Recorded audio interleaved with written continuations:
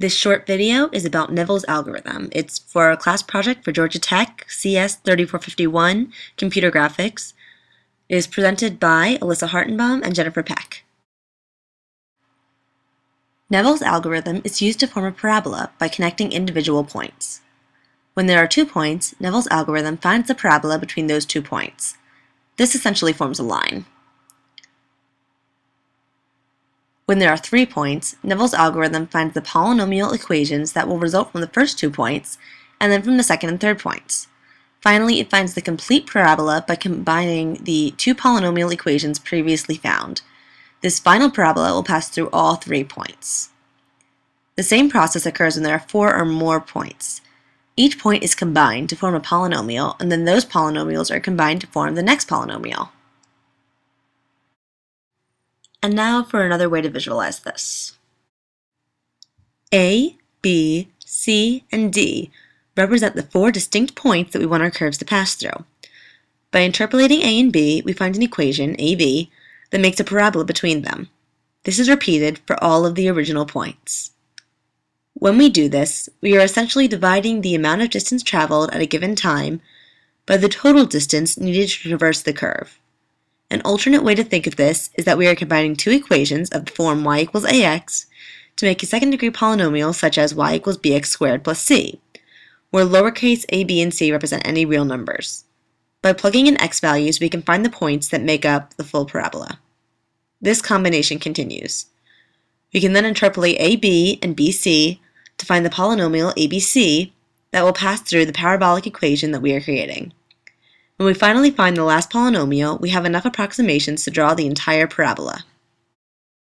Here we have the overarching equation that sums up what we just did. As you can see, it takes into account the origin, xi, the full distance, xi plus m, and the current location, x. So as you can see, we can change the curve by moving the points, and this is done by using the process that I just showed you, Neville's algorithm. Neville's algorithm can become more complex when used in a matrix. When switching from part A of the project to part C, the general concept was the same. In part A, there was a line formed by 4 points. Part C created the same line 4 times to start. Neville's algorithm can be used to find the path of all of these as points are moved. The big difference here is that we are tracing the path vertically as well. As the line as the path moves, you can see that it reaches all the points at a certain time. So everything in the column 2, 5, 9, 13, it reaches all of those points at the exact same time.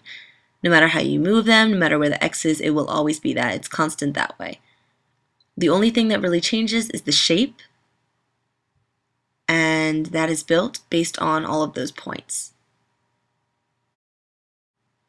You can also look at it as that the vertical line is the same as the horizontal lines. It's built based on those 4 points. And when you pause it, you can see that it does match up like that. However, its location on the path of the horizontal lines is found based on the time that is plugged into the equation that we found using Neville's algorithm earlier. And that is Neville's algorithm, using approximations to make awesome parabolas, and it is too cool for school.